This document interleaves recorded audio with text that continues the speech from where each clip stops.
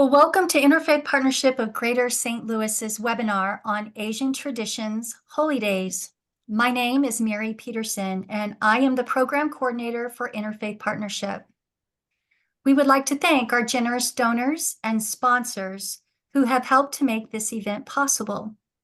The Archdiocese of St. Louis, the Islamic Foundation of Greater St. Louis, the Missouri Conference of the United Methodist Church, the Turkish American Society of Missouri, Harvey and Leanne Schneider, and Lenny and Julie Frankel. We'd also like to recognize our newest board member, James Folks Cominellis, who is behind the scenes handling our technology tonight, and it's been a whirlwind of tech issues. We're so grateful for him to help us out. We're really glad that you're here with us tonight. You chose to be here to learn something new, to broaden your understanding of religious diversity, and to learn about others. All of our events have this objective in mind.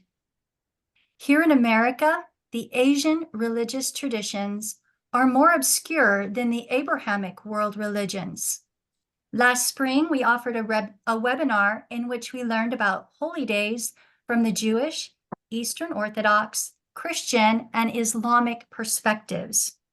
Today, we're going to learn about holy days in the Hindu, Buddhist, and hopefully the Sikh traditions if our speaker arrives. As each of our speakers are presenting, if you have any questions, please use the Q&A button to submit your inquiry. After all the speakers are finished, we'll have time to ask a few of those questions. Our first speaker is Dr. Kansak Tan-Paget. Dr. Tan-Paget is a professor of clinical medicine at Washington University. He's also the Insight Mediation teacher at the St. Louis Thai Buddhist Temple and the chairman of the Buddhist Council of Greater St. Louis. He is the author of 2 books, Buddhism Answers Life and Essence of Life, Mindfulness and Self-Awareness. And I'll put these names of these books in our chat for everyone to reference. I'll turn the time over to Dr. Tan-Paget now. Thank you. Thank you. Okay.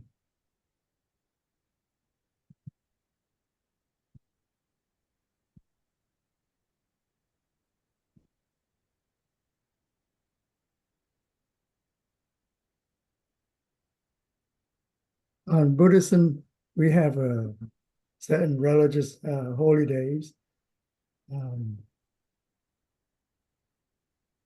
The first one, the most important one, is called Vesak Day, or the Buddhist Day, on the full moon of the 6th lunar month.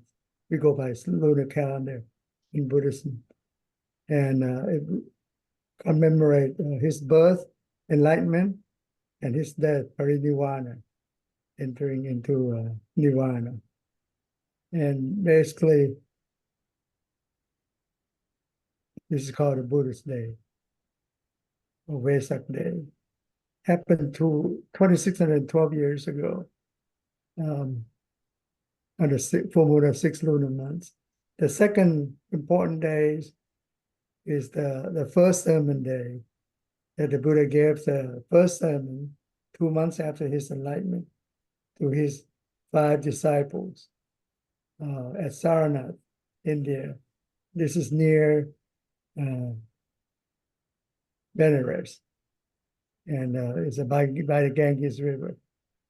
It's about 20 kilometers north of Benares. And he gave the Dhammacakkappavattana Sutra, which is the first sutra, meaning setting the Dhamma wheel in motion to propagate Buddhism, basically, the middle way of life. And that showed the first sermon he gave. And on the right is the big stupa that was built by Asoka the Great about over 300 BC ago. Asoka the Great erected this stupa, commemorate this first teaching by the Buddha. And it happened on the full moon of the 8th lunar month 2,612 years ago, 2 months after his enlightenment. And on that day, the oldest of the 5 disciples have seen the true nature of things, that things arise as a norm, would cease as a norm. He became the first witness to the Buddha's enlightenment. So it can be taught, it can be witnessed, be enlightened by other people as well. His name was Skontanya, and became the Sangha Day because it completed the triple gem, the Buddha, the teaching called Dharma, and the Sangha, or noble disciples. And next is Samakha Pusha Day. This happened 9 months after his enlightenment, 26 and 11 years ago. And on the full moon of the third lunar month, 1,250 monks came unannounced to meet the Buddha. And they all had the full enlightenment, and all were ordained by the Buddha himself. On that day, the Buddha gave a very important thing called Patimokkha, which is the core or heart of Buddhism. It consists of 3 parts. The middle part is the one that we heard a lot. It's the 3 fundamental principles of Buddhism. Namely, the first one, avoid doing bad deeds. Second, to do good deeds. The first one is through observing moral codes. Second one, to do good deeds, including practicing meditation to gain a steady mind. And the third, to purify one's mind through insight meditation. And this became the Dharma Day, or the teaching about the truth. And basically, he also taught other part as well. First, on the idea or goal of life, should be on the truth. He mentioned that the true strength is based upon patience or forbearance, or called khanti. Second is nirvana, basically the supreme dharma, or the truth that praised by the wise. And third, priest would not kill, nor peacemaker would harm others. So basically being compassionate towards other being and willing to help others. And the third part of this teaching is about guidelines for a peacemaker, is that one, not to harm others verbally. Second, not to harm others physically. And third is live on discipline, observing the moral codes. And fourth is be moderate in consumption, not overindulge. Fifth is to dwell in peaceful environment. And sixth is diligently train oneself to purify one's mind. And on these 3 days I mentioned, Buddha Day, Dhamma Day, Sangha Day, Buddhists would gather at the temple or around the Buddha statue to do 3 rounds of circumambulation clockwise to honor the Buddha on the first round. Second round, honor the Dharma, the teaching, and the third round to honor the Sangha, the noble disciples. Sometimes this normally lead by the monks, and sometimes lead by the noble people. Another day important in Buddhism called Katina Day. Basically a robe offering ceremony that happened once a year when monks reside in one place with a rain retreats for 3 months, from 8 months to 11 months, lunar months. And the benefit of staying in that place for 3 months is a month after that period, between the 11 and 12 months, they have the benefit to receive new set of robe. So basically this can be elaborate, like can be a royal barge parade, which happened about every 10 years in Bangkok, Thailand. It's a fleet of about up to 50 barges, royal barges at Chapaya River, the main river in Bangkok. And the set of the main set of ropes traditionally is being placed in this royal barge called Anantanakra. That the head are like 7-head serpents. And you see the stupa in the middle that house this set of ropes. And then the king or his representative would reside in this another royal barge called Suvarnahong. It's with the head of a swan. And you see the middle is housing his seating places.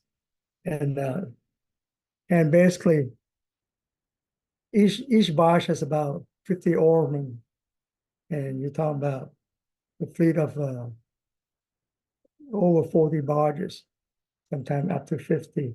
So about 2,000 up to 3,000 people involved in this parade. It's only happened once every 10 years or so on very special occasion.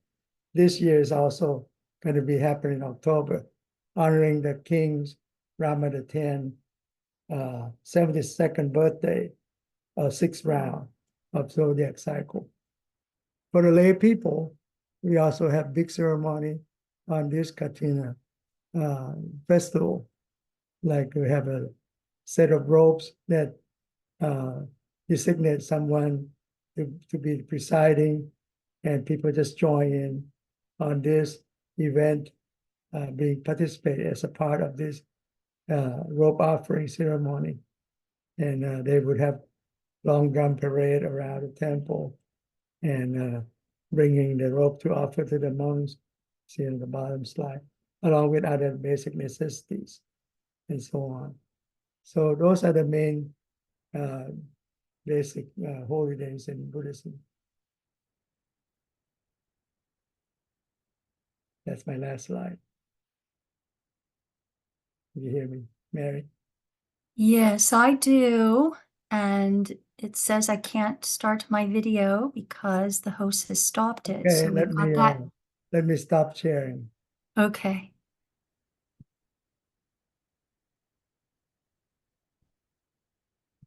You keep flipping away for some reason. Okay. Here I am. Thank you, Dr. Tapangent. As I was listening to your presentation, I was reminded of a concept of a religious scholar named Paul Tillich, who taught about the ultimate concern and unconditionality. A person's religion is actually their ultimate concern, and they will live their life with unconditional commitment. And so thanks for being an example of that ultimate concern and that ultimate commitment that you have to Buddhism. So our second speaker is our current board president, Jack Sis. Jack has been a Hindu for 60 years. And after having been raised a Presbyterian, he's been after having been raised a Presbyterian, and he's very active at the Hindu temple. He's the only non-Indian who attends the temple regularly and volunteers to assist in its operations. And they authorize him to represent their faith, his faith. He frequently speaks on Hinduism and gives tours of the temple. He's also the founder and executive director of the Living Insight Center, which is a universal religious and spiritual center located in Clayton, Missouri. The center honors and nurtures the beliefs of each individual and promotes understanding and appreciation of all religions. And I'll put that link to the center in the chat box for anyone who is interested. I'll now turn the time over to Jack. Well, thanks, Mary, and thank you, Dr. Kungsuk. That was great. I don't have as beautiful a presentation. You just have to look at me, but hopefully you'll find this informative. Describing Hindu holy days really has to start with an understanding and explanation of how we view God. Contrary to common misconception, Hinduism is not a polytheistic religion. Virtually all Hindus understand there's only one God, and that God is infinite, incomprehensible, indescribable, formless, as far as we know, nameless. We give it the name Brahman so we can refer to it. And human terms just can't capture what it is. But if we try to describe it, we could say it's an ocean of consciousness continually creating vibrations within itself that take its own consciousness and brings that consciousness into patterns, into forms. And some of those patterns, some of those forms are what we experience as the physical universe. And taking this to heart, this brings us to the understanding that we are immersed in God and should recognize and treat everything as sacred, with our ultimate goal in our life, and in fact in our lifetimes, because we believe in reincarnation, being to dissolve into God fully, consciously, and in the meantime be aware again that we are in a sacred reality. Among the other forms that God takes besides ours are deity forms, and there are many. Deity forms embody each embodies different aspects of God. There's no common agreement as to how many there are. Some Hindus will say there are 33, and some say there are 330 million. So it's a very diverse religion, but there is common agreement as to the primary forms at least. And many Hindus will worship God through these forms. One or more of them, you will choose the ones you resonate with if you choose to relate to Brahman through the forms. But if you worship God through forms, you will always understand that behind that form and embodying and encompassing that form, there is Brahman, the ultimate reality. So in the remainder of this talk, I will talk about these forms as deities, but understanding that the ultimate God is one. Again, Hinduism is extremely diverse. There's common agreement as to some of the primary forms of deities that are worshipped, including Vishnu, who is the sustainer of the universe, and Shiva, who is the constant recreator of the universe. And as I mentioned, the universe, Brahman, is consciousness vibrating, and we perceive the consciousness as male, the energy, vibrations as female, and consequently, you only have the totality if you have both. And if you have consciousness with nothing vibrating it, there's nothing happening, vibrations, nothing to vibrate, there's nothing really there. So you need both, and consequently, our understanding is that Vishnu and Shiva have consorts who represent and embody their energy aspect, the female aspect. And each of these couples can be worshipped separately or together. And I believe that roughly 40% of all Hindus worship Brahman primarily through Vishnu and 40% through Shiva, with the remaining 20% largely being through the female forms or some others. But we always understand too that while we may focus our worship primarily on certain forms, we will also relate to other forms, and our holidays will pull together many of these forms, and people devoted to one form may still certainly go to holy days for other forms. Some of the deities are known as avatars. This is a deity coming down onto the planet in what either is or appears to be human form to assist people. And among the primary avatars are Krishna and Rama, who are avatars of Vishnu. And you will be hearing about some holy days that relate to them. Each of these deities has stories associated with them. And these are remembered and in some cases, in fact, reenacted on specific holy days. And for Shiva, Vishnu, Rama, and their consorts, this can in fact include reenactments of marriages between them. Some Hindus consider these stories to be true, real stories, and some consider them to be myths. But in either case, we celebrate and reenact the stories in order to embody their energy, if you will, and meaning, and in doing so become closer to God. In a very real sense, every day is a holy day to a Hindu. With so many forms worshipped, our calendar is really full. In fact, rituals, which we call pujas, take place 365 days a year at our temples. Each day might be focused on two or maybe one of the deities. In our pujas, what we seek is what we call darshan, which is literally seeing and being seen by God. We believe the deity becomes present in a very focused and conscious way on these days in all of our pujas, but especially on the holy days. Become present in a very focused, conscious way, not only in the icon, but also in the sanctuary in general, and indeed within ourselves. The missionaries tried to claim we were worshiping idols, but we are not worshiping an object. We are worshiping an object no more than a Christian is worshiping an object when there is devotion to a statue of Jesus or Mary or one of the Roman Catholic saints. As an example, in our celebration of deities' weddings, we believe they become present as we reenact the ceremonies. We offer our blessings as the ceremonies are performed, and we feel that we actually become then participants in the ceremonies themselves. Some of our holy days are very festive, multi-day affairs, in fact, in many cases. Some are single-day events, some are very somber, but Hindus tend to use the term festival to describe all of them, even though they are not all festive, active events.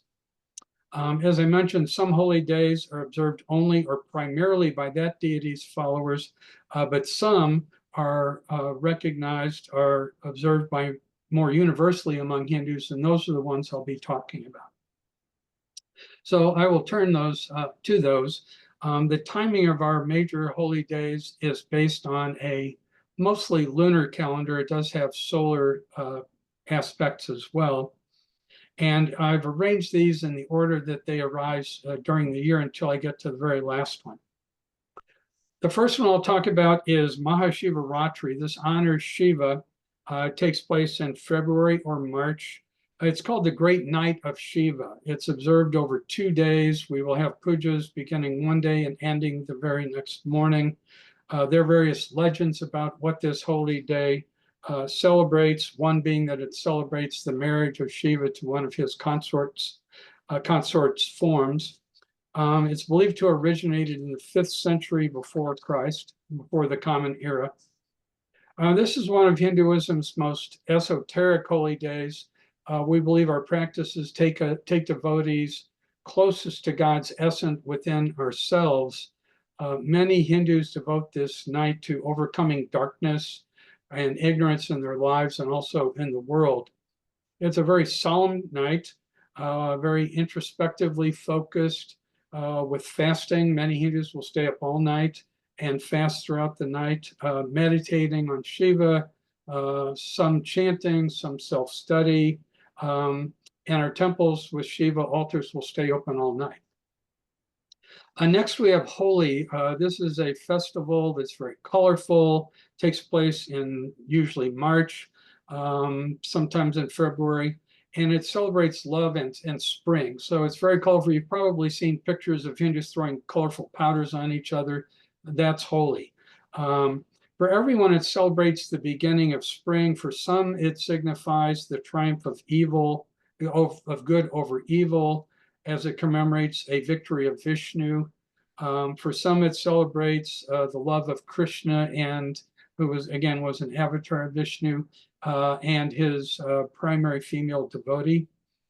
To many Hindus, Holi is an occasion to heal ruptured relationships and conflicts, to free themselves from the consequences of their past impurities. It's a day to rid yourself of past errors, resolve conflicts, forget and forgive, and many people will repay loans or forgive loans on this day.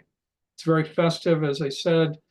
Young people in particular will be throwing powder on each other, colorful powders. And older people will generally just smear their faces of their friends with the powders, and it's followed by cleaning up and visiting friends and family. Next, we have Guru Purnima. This takes place in June, July. It's a day to honor one's spiritual teacher and their teachings. Teachers are very important in Hinduism. We don't have a bureaucracy, and in fact, the leader of your particular part of Hinduism might be your individual teacher. Next, we have Ganesh Chaturthi. Ganesh is also known as Ganesha. He's the elephant-headed deity. This is a 10-day festival. It's taking place right now. We're in the middle of it. This festival honors Ganesha, who is the manager of the physical universe. He runs the entire physical plane. He runs the system of karma, the system of reincarnation. And these systems are an educational process designed not to punish us, but to bring to us the circumstances that will enable us to grow. And so Ganesh will put obstacles in our way, but he's better known for being the remover of obstacles. And obstacles will be removed then as a matter of divine grace. And this is what he's best known for. Hindus will pray and make offerings to Ganesh at the beginning of every puja, at the beginning of every major task. When we arrive at the temple, the first place we stop is a visit with Ganesha. In this festival, Ganesh is usually worshipped in the form of clay statues, images of Ganesh. And at the end, those are immersed in a body of water. It's typically a river. It can be other bodies of water. To limit environmental damage, sometimes they're now being done in pools of water, so we don't have the clay going down into the rivers. And that symbolizes Ganesh merging back out of his physical form into cosmic consciousness, if you will, his celestial abode. And it's believed that when he is dissolved in the water, that too takes obstacles away for us. These obstacles can be very large. The one we have at the Hindu temples, about the size of a man. In Mumbai alone, 150,000 of these are dissolved in water annually. Our Hindu temple is currently observing this. On Saturday, a statue about the size, again, of a full-grown man will be driven in a procession to the Missouri River, taken out on a ferry, and then dropped into the water. Next, we have Navaratri. This takes place in September, October. Navaratri means 9 nights. So it's a 10-day festival over 9 nights. And different deities are worshipped on different nights, female deities. And for a 3-day period, Durga, a form of Shiva's consort, will be worshipped. On another 3 days, it will be Lakshmi, Vishnu's consort. Another, Saraswati, the consort of another prominent deity. There's daily pujas, sacred gatherings, chanting, selfless acts, prayers. And at our local temple, pujas are held each of the 9 nights. And we have a single statue, which is larger than a human being, of a divine feminine form. And each night it is decorated differently to represent one of the forms, one of the deities. The final day of Navaratri celebrates Durga's legendary victory over a powerful demon. Other Hindus may also recognize it for other stories. And it's basically a reminder to persist in our dealing with our challenges in life, because Durga was very powerful. For many, the end of this marks the beginning of preparation for Diwali. It's spelled with a W, but it's pronounced Diwali. It's also known as Deepavali. This takes place over 5 days, usually in October and November. It begins 20 days after Navaratri ends. And it celebrates the triumph of good over evil, knowledge over ignorance, and hope over despair. This is the festival of lights. It's very bright. There are candles and oil lamps and lights lit everywhere, sometimes fireworks. It's very festive. It's a very popular festival, marking the beginning of a new year in some ways, although there are some other days which are officially recognized as New Year's Day, for example, for business purposes. And it can vary even from one part of India to another. It's believed that this festival was an amalgamation of harvest festivals from ancient India. It's a day of Hindu community, with everyone gathering in love and entrusting each other. Some other religions have their own form of this holiday, this holy day. It's connected to various religious events and deities, such as the day that Rama and his consort returned after she was recovered from being she was captured by a demon named Ravana. And throughout that epic, Rama's decisions, his actions were all guided by his dharma, his sacred duties. And this is a reminder that we are to fulfill our own dharmas in our lives. It's also widely associated with Lakshmi, Vishnu's consort, and also Ganesha. Other regional traditions might connect the holy day with other deities such as Vishnu, Krishna, and Shiva. Again, it's observed typically by the lighting of rows of oil lamps and lights, which symbolizes virtue and knowledge and reminds us to seek self-improvement and respect others, dispelling darkness from our hearts and minds and embracing knowledge and goodness. It's also marked with other types of activities such as decorating floors with designs, feasts. It's an annual homecoming and bonding, not only for families, but for communities. And this is, I think, especially important in the diaspora, where this will bring Hindus into various communities such as ours together, organizing events and gatherings. Finally, and this is not tied to a particular time of year, there are the Kumbh Melas or Kumbh Melas. These are extremely large and important pilgrimage festivals. They're among the largest gatherings in the world.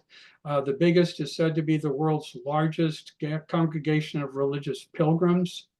It's not agreed by scholars when these began. They're celebrated in a cycle of approximately 12 years, staggered at each of 4 riverbank pilgrimage sites. 2 most notably are Prayagraj, which is also known as Allahabad, and Haridwar, both in northern India.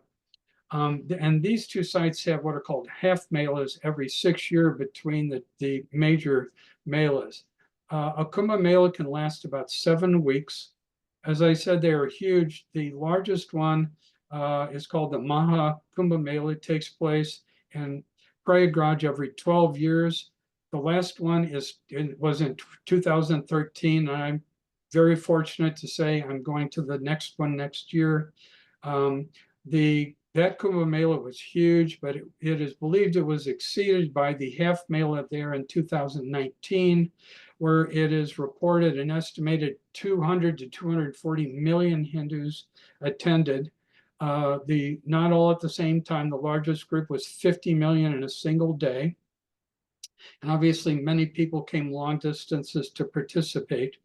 And Prayagraj is only 1.5 million people usually.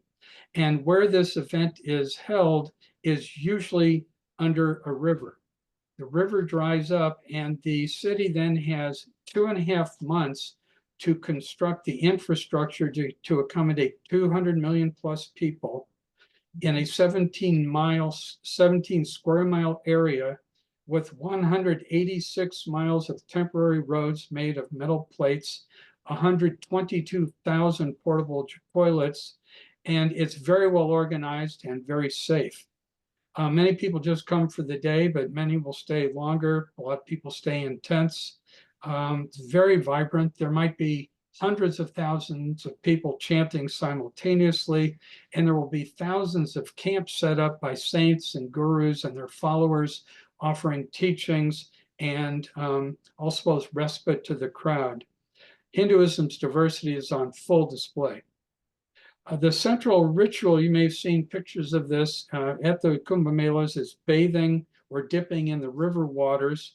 It's believed that bathing in the waters is a means to purify your karma and atone and do penance for past mistakes, cleaning you of your sins.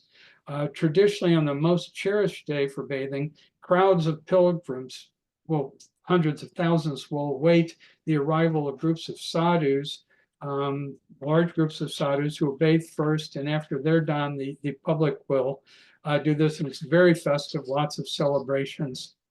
After the sadhus are done, everyone has a chance to do it, and of course, that's a big deal. So in conclusion, every day is a holy day for Hindus, but some have especially important meaning and are particularly elaborate and widely celebrated. Appreciate your listening. Thank you.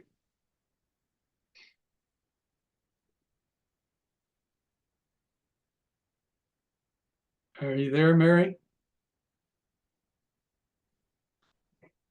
I don't know where Mary is. There she is. I'm here.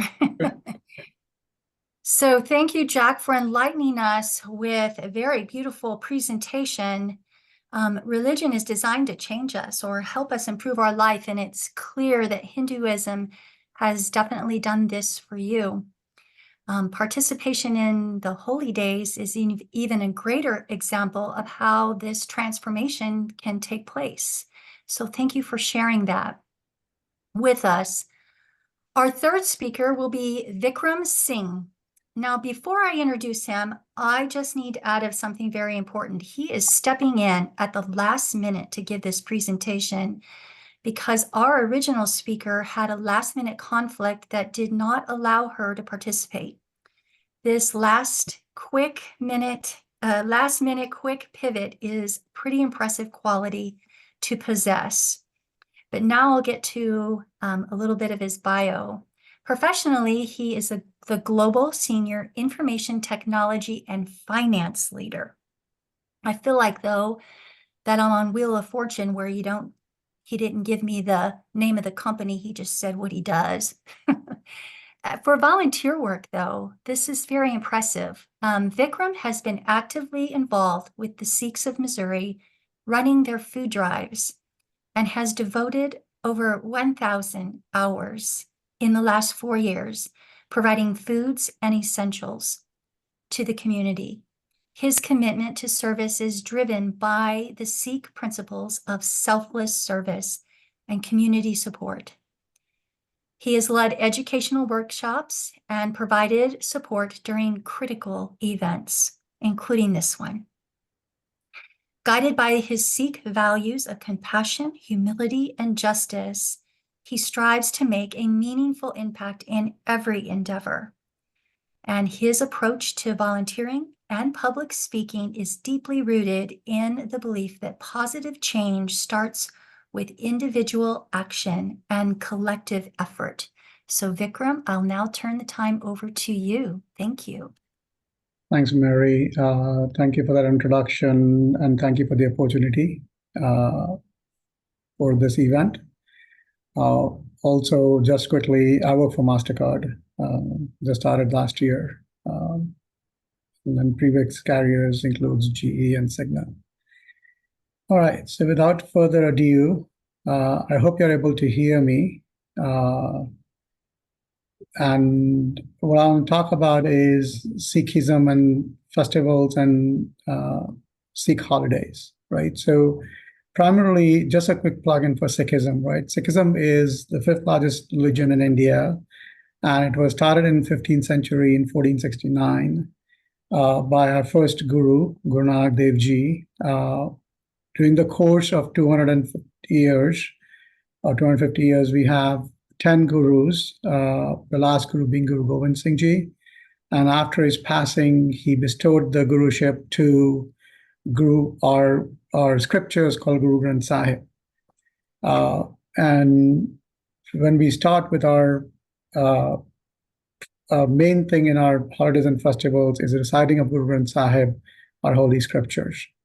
So I will go down from our festivals and our holidays and religious symbolism days for us from January down. And the first one is called Lohri, that's celebrated in January, and it's primarily the importance of that is harvesting of sugarcane crops, right? It bears a significance, especially for newly married and new birth,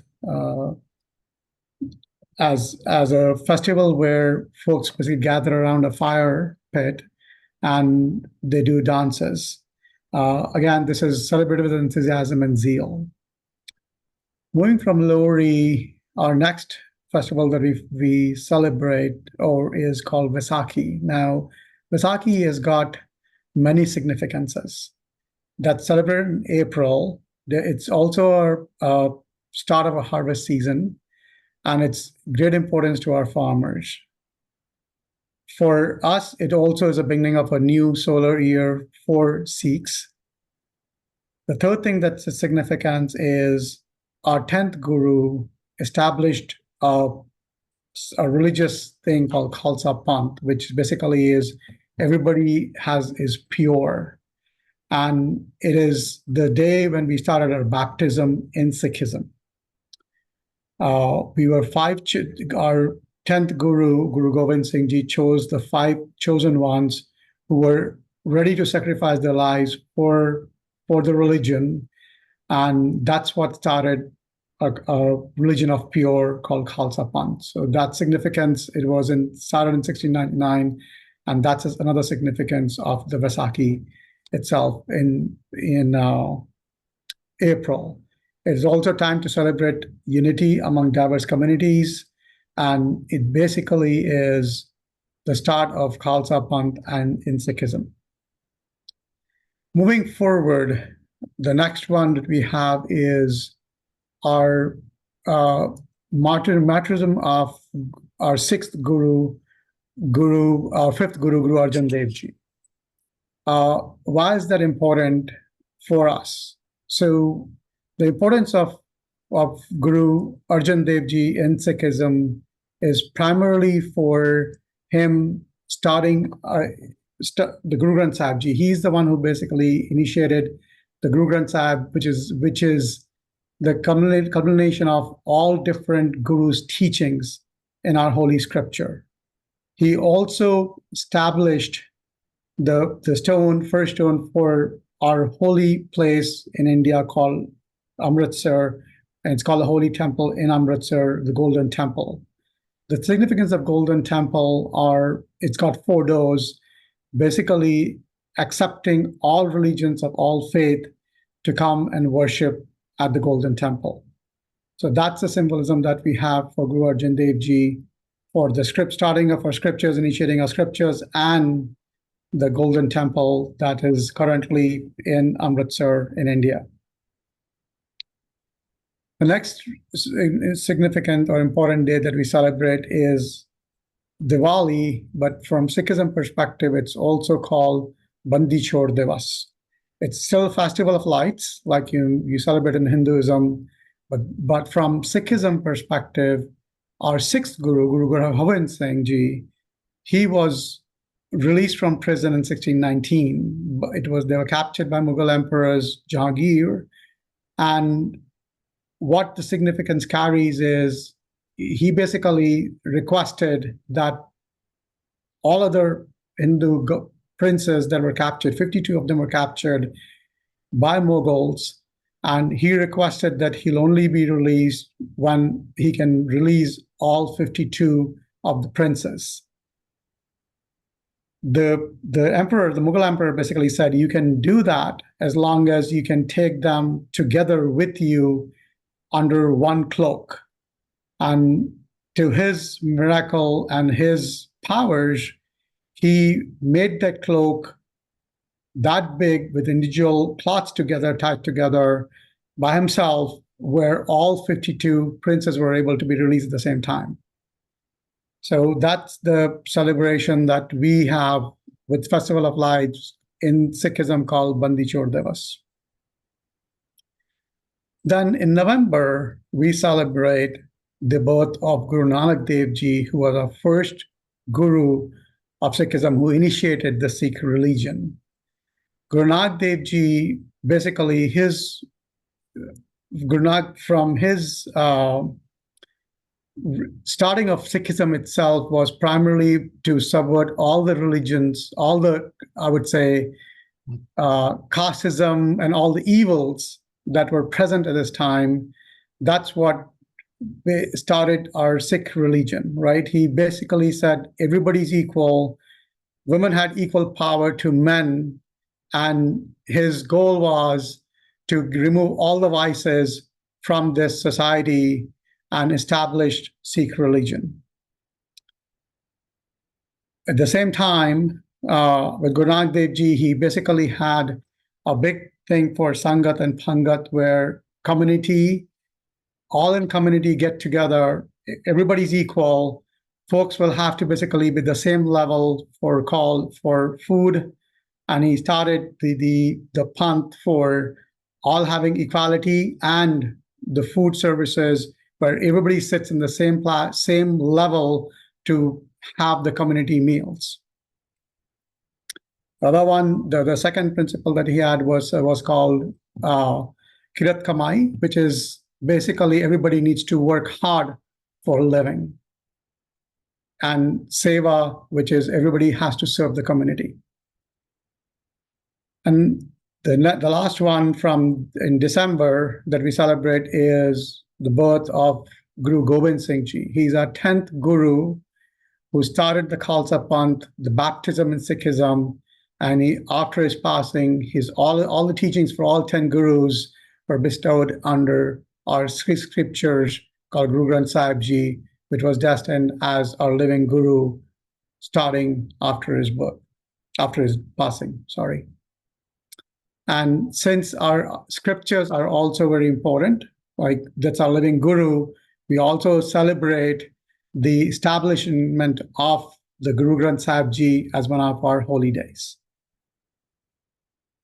So in conclusion, for us, for Sikhism, our activities that we perform in all these festivals are primarily reading of scriptures. We also have something called Akhand Path, where you can read the scriptures over 72-hour period or over 3 days continuously. That's called Akhand Path. Or definitely our teachings are that we should be continuously reading our scriptures and at the same time serving humanity, selfless devotion, and selfless service to the mankind. Thank you. Back to you, Mary. There we go. Thank you so much, Vikram. Everyone wants peace and happiness in their life, and people of faith actually search for the sacred, and we're all on a journey to find it. However, it always seems to be interrupted, isn't it? We might be in prayer or meditation and someone's cell phone goes off, or we have life's adversity that sideswipes us, such as having to give a talk on Sikhism at the last minute and having tech issues on a webinar. These bumps in the road distract us from what is important, but we need to thank Jack and Vikram and Dr. Tanpaget for teaching us ways to remember who we are in relationship to the divine through your holy days. Now we have time for maybe a question or two. So if you have a question for our speakers, we ask that you use the Q&A button to submit your inquiry. I do have one question here, though. Within Western religions, the sacred and holy experiences are often contrasted with something evil. For example, when Moses encountered the divine at the burning bush, there was also what was happening down below at the foot of the mountain. The ancient Israelites were worshiping an idol, the golden calf. And so there was this tension. Jack addressed overcoming darkness or how to transform into a holier person through your holy days. But is there a tension within the Asian traditions that you're trying to attempt to control evil or darkness in your life? And maybe we'll start with Dr. Tanpaget on that one.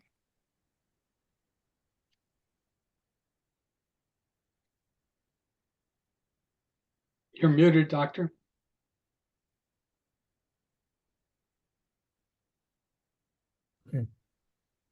Yeah, in Buddhism, we don't really have bad evil like that, but it basically is your own ignorance or your unwholesome side in your life that considered to be like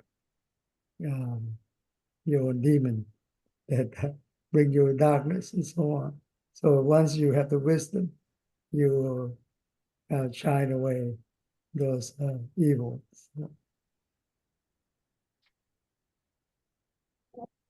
That's a great answer. How about for Sikhism, Vikram? Right. So we have got like, we talk about like five vices, right? Starting with, so I'll pronounce them in our language, and then I'll also give English translation, like one word English translation of that. The first one is calm, which is lust, krodh, which is anger, lobh, which is greed, moh, which is attachment, and fifth was ankar, which is arrogance. So basically, these vices, our continuous effort is how do we, that's a darkness, right? How do we overcome these vices in Sikhism? And that comes through reading scriptures, praying, and meditation. Our goal is in our lives and in our future lives, we believe in like multiple lives. In our future lives is we have a circle of life and death, right? We believe in 84 lakhs or 84,000 lives that a life form takes, and the purest form in that is a human form, and that's the only form that you can put an effort in to overcome these vices and achieve salvation.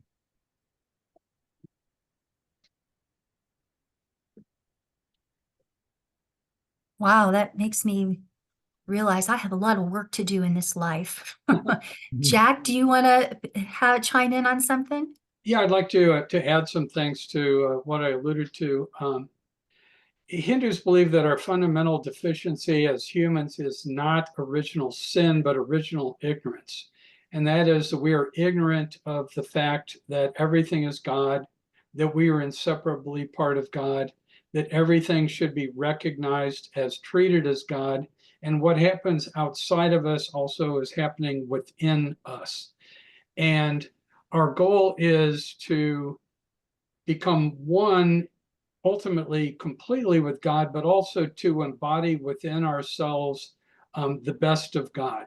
But as we are part of the universe, we also embody the worst of us, worst of God as well. Everyone has their issues that they still need to address in order to evolve. So ignorance of the ultimate state of reality leads us to go into living in our egos rather than in our higher selves and our souls, the better parts of us.